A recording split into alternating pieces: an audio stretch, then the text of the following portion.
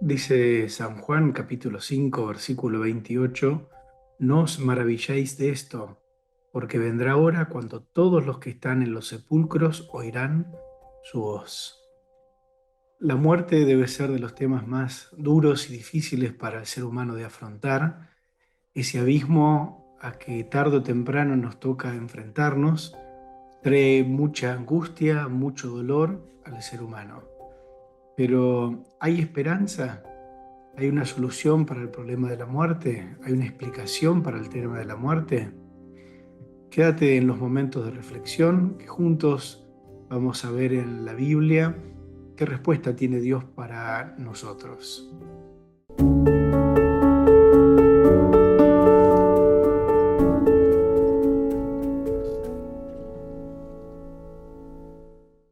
Bienvenidos a Momentos de Reflexión, este espacio donde juntos podemos reflexionar sobre algunas ideas que hemos estado estudiando durante la semana en la escuela sabática. Y este trimestre estamos con una temática del todo especial, importante, que toca los aspectos más difíciles de la vida humana, pero a la vez eleva nuestra mirada, nuestro pensamiento al futuro, con esperanza por lo que Dios hace y quiere hacer en la vida de cada uno de nosotros. Y esta semana, en forma particular, hemos visto muerte en un mundo pecaminoso. Decíamos en la presentación o en el comienzo que la muerte es el momento más duro de la experiencia humana. No fuimos creados para la muerte y no importa la creencia que tengamos, enfrentarnos a la muerte produce una angustia en el ser humano. Y según la filosofía que tengamos, la mirada que tengamos de lo que es la vida, de lo que es la muerte, podemos encontrar mejores o no tan buenas herramientas para poder entender esto y poder construir positivamente. Y la Biblia nos da herramientas para poder entender esto tan difícil, tan angustiante, tan doloroso para el ser humano y poder mirar al futuro con esperanza a pesar del dolor de la muerte. ¿Y cómo surge la muerte en nuestro mundo? El, el apóstol Pablo dice allí en Romanos capítulo 6, en el texto 23, dice, porque la paga del pecado es muerte. Podríamos elegir varios versículos que sostengan esto. La muerte aparece no por voluntad de Dios, sino como consecuencia del pecado. Y el surgimiento del pecado en este mundo está relacionado con lo que vimos la semana pasada, la caída de Lucifer en pecado. Recuerdan que hemos estudiado acerca de la introducción del pecado en un mundo perfecto, en un ángel de Dios, que con una de las características que Dios nos creó también a nosotros, el libre albedrío, esta libertad de poder elegir, eligió por el lado contrario del que Dios le decía. Pero ¿qué ocurrió para que en este mundo también surgiera el pecado? Leamos allí en Génesis capítulo 3 y vamos a leer la entrada del pecado en nuestro mundo y vamos a comentar algunos detalles que creo que son importantes a tener en cuenta. Dice la Biblia, la serpiente era más astuta que todos los animales del campo que Jehová Dios había hecho, dijo a la mujer, ¿con que Dios os ha dicho, no comáis de ningún árbol del huerto? La mujer respondió a la serpiente, del fruto de los árboles del huerto podemos comer, pero del fruto del árbol que está en medio del huerto, dijo Dios, no comeréis de él ni le tocaréis para que no muráis. Entonces la serpiente le dijo a la mujer, no moriréis, pero sabe Dios que el día que comáis de él serán abiertos vuestros ojos y seréis como Dios, conocedores del bien y el mal. Y al ver la mujer que el árbol era bueno para comer y agradable a los ojos y deseable para alcanzar la sabiduría, tomó de su fruto y comió, y dio también a su marido, el cual comió al igual que ella. Este es el relato del comienzo del pecado aquí en nuestro mundo. Pero quizás un primer detalle. Ya el pecado había entrado en el universo a través de Lucifer, allí en el cielo. Dios lo había quitado del cielo, pero le daba la oportunidad de recorrer otros lugares, otros mundos no caídos, dando la posibilidad que pudiera tentar.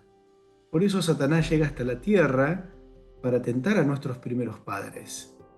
El espíritu de profecía, hablando de esto, dice allí en la historia de la redención lo siguiente: sin embargo, no puso el mal fuera de su alcance. A Satanás se le permitió tentarlos. Si soportaban la prueba, gozarían del favor perpetuo de Dios y de los ángeles celestiales. No solamente estaba el árbol que Dios les había dicho que no coman, sino también que Dios permitió la entrada de Satanás para probar la fe de ellos, para probar la lealtad de ellos. Si soportaban la prueba, dice que iban a gozar del favor perpetuo de Dios.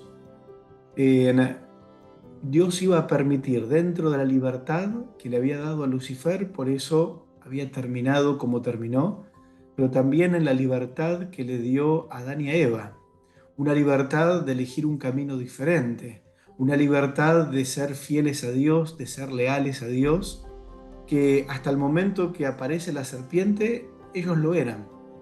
Y aquí viene otro punto que me parece importante. A veces cuando leemos el relato del Génesis, lo leemos con las ideas que hoy tenemos con respecto al pecado, desde nuestra situación personal y cómo nosotros tenemos que luchar en contra del pecado. A diferencia de Adán y Eva, nosotros tenemos una tendencia natural al pecado. Nuestras luchas tienen que ver con cosas que nos llaman la atención, con cosas que inclusive desde adentro nos empujan, algo que intelectualmente entendemos que es malo porque lo hemos leído en la Biblia. En cambio, para Adán y Eva, ese árbol en sí mismo no representaba tanto. Sí, representaba que Dios le había dicho, no coman. Pero no era una tentación constante, no era que caminaban por el jardín del Edén, lo miraban a lo lejos y se comían las uñas de las manos diciendo, ¿cómo puede ser que no podamos comer de él? Tanto es así que para que Eva se acercara a ese árbol, Satanás tuvo que poner toda una puesta en escena, toda una obra de marketing para llamar la atención de Eva sobre el árbol. Y lo primero que le llamó la atención a Eva era la serpiente que hablaba, esa voz rara, distinta, que le llamó la atención. Uno podría decir, se tendría que haber dado cuenta, tendría que haberse ido rápidamente. Ya Dios le había dado varias prerrogativas a ambos para que no cayeran en las trampas de Satanás. Pero por eso Satanás armó todo un escenario para de alguna manera cerrar esas vías de atención que podían tener y poner a Eva en un momento de conversación con la serpiente. Por eso el pecado y la raíz del pecado siempre tiene que ver con el engaño que Satanás tiene para con el ser humano. Y me gustaría recordar por lo menos 4 puntos de esa conversación que tiene la serpiente con Eva en este caso. Lo primero que le sugiere Satanás a Eva, que Dios no es confiable. Porque él le dice en el primer texto que leímos, con que Dios te ha dicho, ¿sí? Dios te dijo algo, ¿no? Y lo que le decía era una mentira. Bueno, lo que Dios dice no es confiable. Poner una sombra de duda sobre lo que Dios les estaba diciendo, sobre lo que ellos creían que era una base segura sobre la cual caminar, sobre la cual tomar decisiones. Primera prerrogativa de Satanás con respecto a Dios. Dios no es confiable. Lo segundo, Dios te está mintiendo. Claramente te está diciendo una mentira.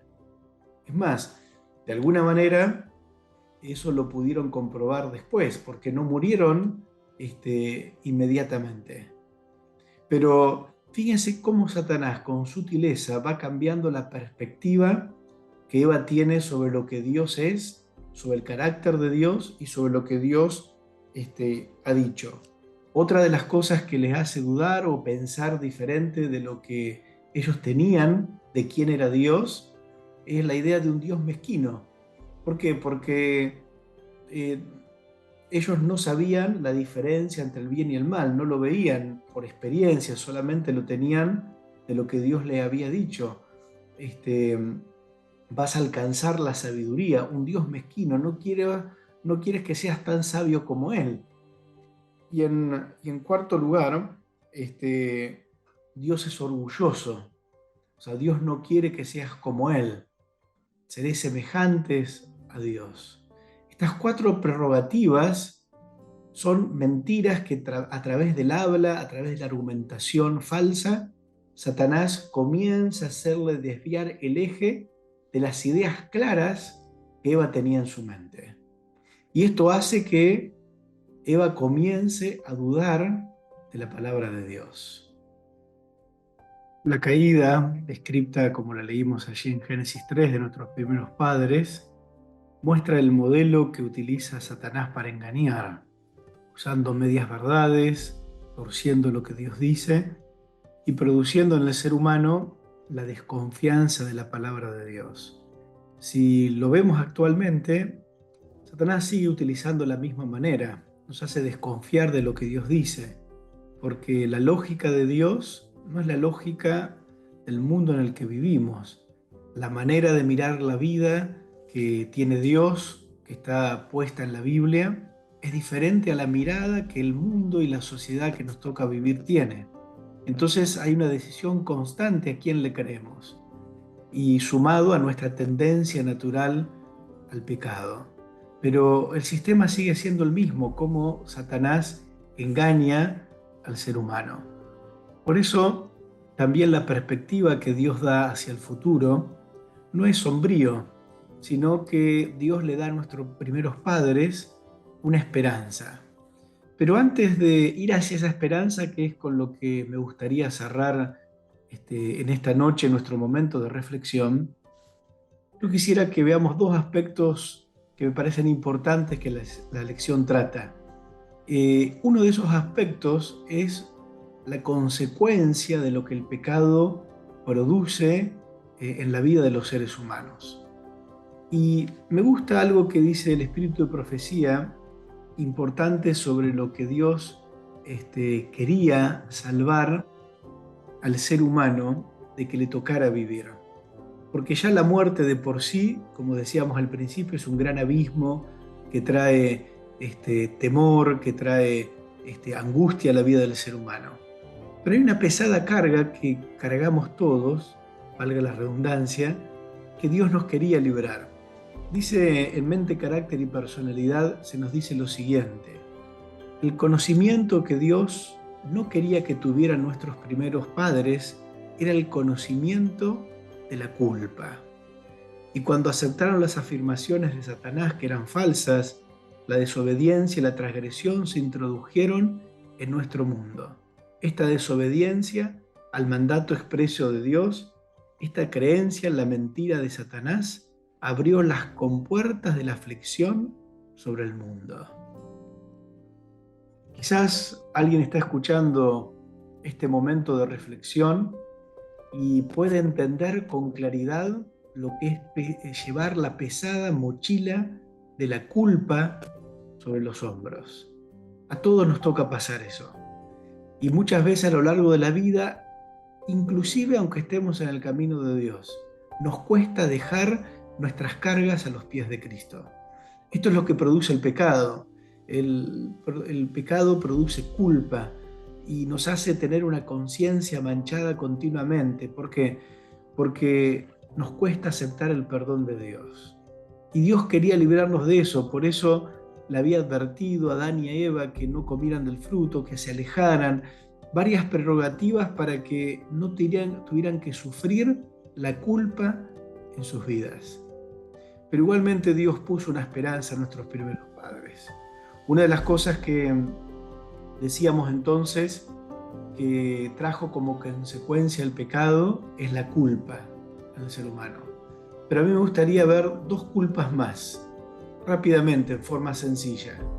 Una de esas culpas está descrita unos versículos más abajo, allí del capítulo 3 de Génesis, en el versículo 10, cuando el ser humano le responde a Dios, le dice: oí tu voz en el huerto y tuve miedo, porque estaba desnudo, por eso me escondí.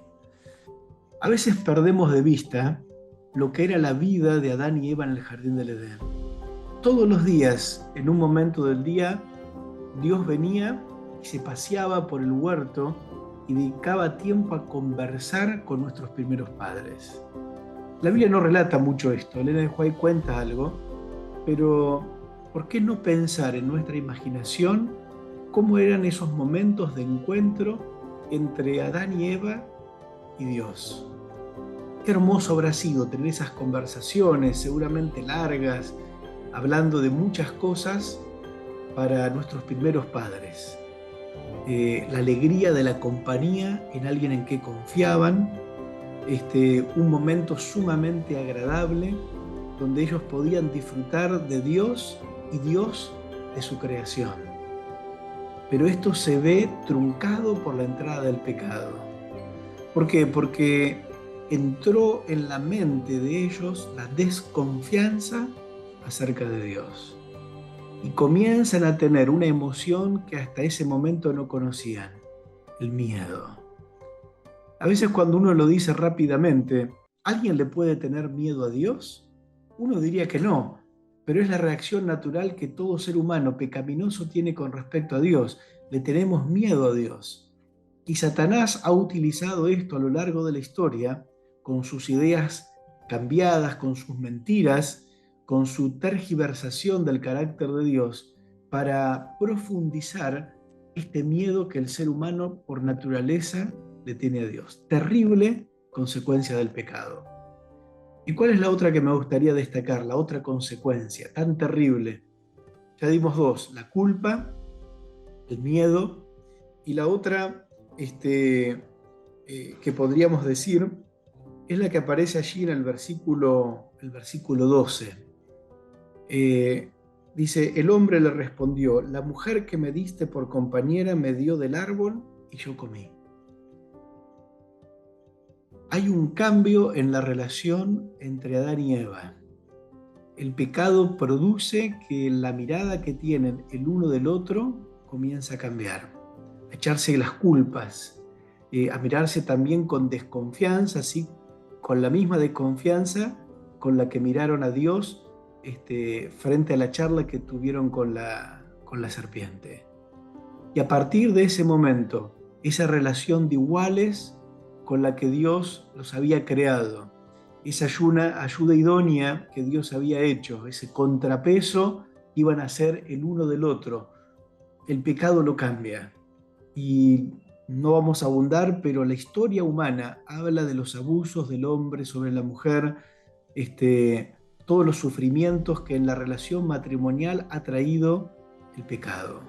Solamente el sometimiento y la sujeción del ser humano a Dios hace que las relaciones nuestras puedan ser correctas y puedan traer satisfacción.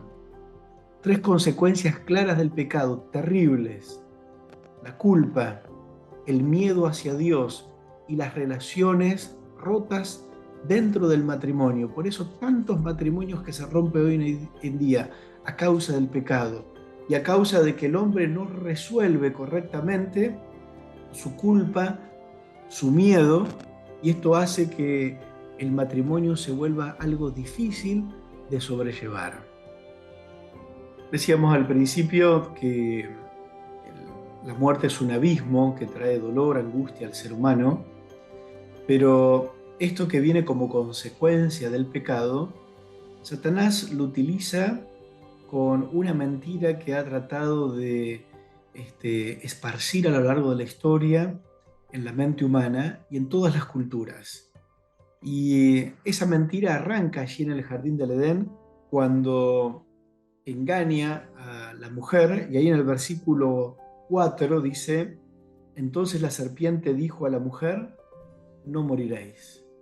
a lo largo de la historia, Satanás ha repetido esta mentira de diferentes maneras y dependiendo la cultura en la que nosotros vivimos, es la mentira como viene. No, cuando te morís, en realidad no morimos porque nos vamos o al infierno, o al cielo, o al purgatorio. En otras filosofías, cuando te morís, en realidad no te morís, uno se reencarna en otro ser. Son maneras de negar la muerte. ¿Y dónde está el problema en esta mentira que Satanás propone? La idea de esta mentira está en que cuando nosotros negamos la muerte, lo que estamos negando en realidad es el pecado, porque como leímos en Romanos 6:23, la paga del pecado es la muerte. Si la muerte no existe en realidad, ¿qué estoy negando? Estoy negando el pecado. Y si yo no tengo ningún problema con el pecado, porque el pecado en realidad no existe, no tengo necesidad de Cristo, no tengo necesidad de un Salvador. Miren cómo el engaño de Satanás va derivando al punto de que el hombre no tiene necesidad de Dios, no tiene necesidad de un Salvador. Y esta idea expone al ser humano a la perdición eterna. Por eso es tan importante conocer realmente qué dice Dios, cómo realmente son las cosas. Por eso en la Biblia se nos decía, ahí en el Salmo 115, no alabarán los muertos a Jehová, ni cuantos descienden al silencio. Y podríamos agregar otros versículos, ¿no? Los muertos nada saben, su odio, su envidia, su amor fenecieron ya, como dice Eclesiastés. Esto habla de la cesación de la vida en plenitud. Por eso es tan importante tener en claro, la muerte es consecuencia del pecado. Y para que esto tenga solución, necesitamos realmente la intervención de un Salvador, la intervención de Cristo. Negando la muerte, Satanás ha tratado de engañar al mundo y dentro de estas consecuencias del pecado es este engaño donde Satanás habla de la inmortalidad del alma, que en diferentes filosofías, diferentes culturas se manifiesta de diferentes formas, decíamos, pero con el solo objetivo de que Satanás pueda desviar la mente del ser humano de Dios. Por eso tenemos una advertencia de parte de Dios y Elena de White lo dice de esta manera, dice, poco a poco Satanás ha preparado el camino para su obra maestra de engaño en el desarrollo del espiritismo. Todavía no ha alcanzado la plena realización de sus designios, pero se alcanzará en el último remanente del tiempo y el mundo será arrastrado a las filas de este engaño. Están siendo adormecidos rápidamente en una seguridad fatal para ser despertados solamente por el derramamiento de la ira de Dios. Este engaño de la inmortalidad del alma tiene que ver con los últimos engaños de Satanás al mundo en el último tiempo. Como muchas filosofías que parecen muy dispares entre sí, comparten este hilo común, el hilo común de la inmortalidad del alma, y un medio que Satanás va a utilizar para engañar a todos, de diferentes extracciones religiosas, de diferentes culturas, de diferentes maneras de pensar, pero que mantienen esta idea en común. Va a ser un engaño de Satanás. Por eso, Dios en la Biblia siempre advirtió a su pueblo de mantenerse alejado de estos engaños del enemigo. Quiero recordar con ustedes un texto que no estaba en la lección, pero que me parece importante traer a colación en este momento, allí de Deuteronomio capítulo 18. Dice, no se ha hallado en ti quien haga pasar a su hijo o hija por el fuego, ni quien practique adivinación, ni agorero, ni sortílego, ni hechicero, ni encantador, ni adivino, ni mago, ni quien consulte a los muertos, porque es abominable para Jehová cualquiera que hace estas cosas, y por estas cosas abominables Jehová tu Dios expulsa a estas naciones de tu presencia. Dios le hace una advertencia al pueblo. Esto viene directamente de Satanás. Y dice claramente, no consultar a los muertos.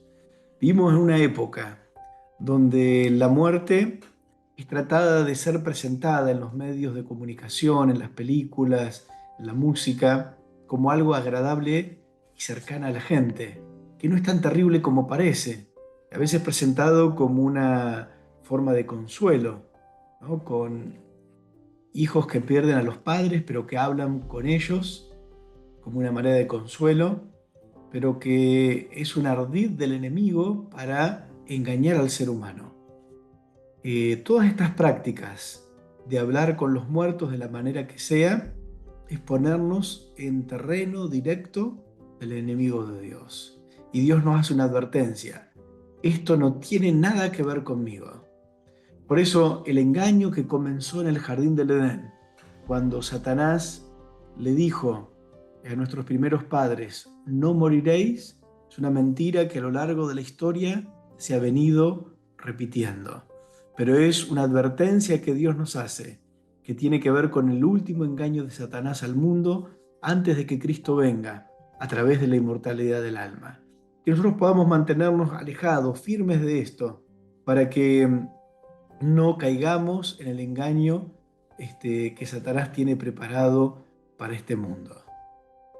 Dios siempre, dentro de lo que Él nos muestra, de nuestra situación, de lo que es el pecado y lo que hemos visto en esta semana, siempre Dios nos deja con la esperanza. Dios nunca deja al ser humano, aunque nos diga la cruda realidad, Dios siempre muestra una salida, Dios muestra siempre un camino. Y allí, en la caída de nuestros primeros padres, en lo doloroso que fue, porque el contraste de lo que era antes y de lo que fue después, claramente para ellos fue difícil. Conocieron por primera vez el miedo, conocieron por primera vez la desnudez, pero Cristo les dio una esperanza, puso su mirada en el futuro. Por eso tenemos la primera promesa de salvación, la primera profecía evangélica, podemos llamarla de esa manera, allí en Génesis capítulo 3 y el versículo 15. Dice, pondré enemistad entre ti y la mujer, entre tu simiente y la simiente suya.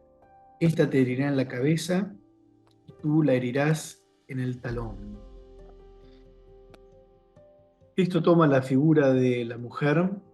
Ustedes saben que a lo largo de la Biblia la mujer representa a la iglesia y representa allí una enemistad entre la iglesia y Satanás.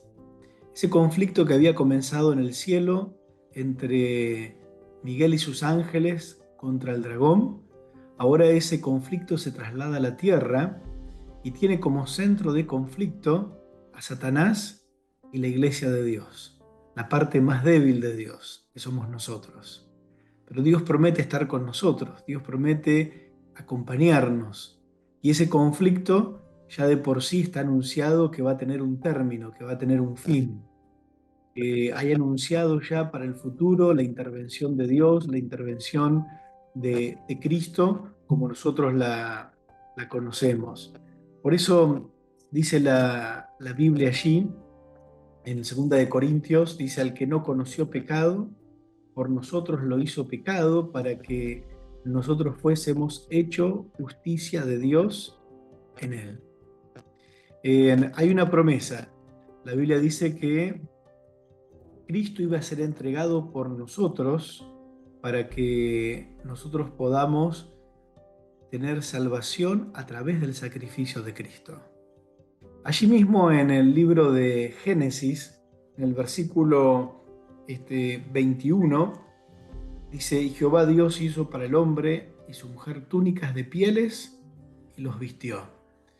El espíritu de profecía nos agrega el contexto de cuando sucede esto. Allí se ofrece el primer cordero, ese cordero que por culpa de Satanás y el engaño que hizo con ellos, tiene que ser ofrecido como un anticipo de lo que iba a ocurrir cuando Cristo viniera y diera la vida por nosotros. Adán tuvo que matar ese cordero, derramar esa primera sangre y ver por experiencia propia lo que significaba la muerte. Pero que esa culpa que ellos llevaban, Cristo los podría liberar. Esa culpa que vos y yo tenemos, Dios también nos puede liberar. Porque así como Adán sufrió las consecuencias y fue un dolor grande en su mente y en su corazón, Dios la puede redimir esa culpa cuando nosotros confiamos nuevamente en Él y en su sacrificio en la cruz por cada uno de nosotros.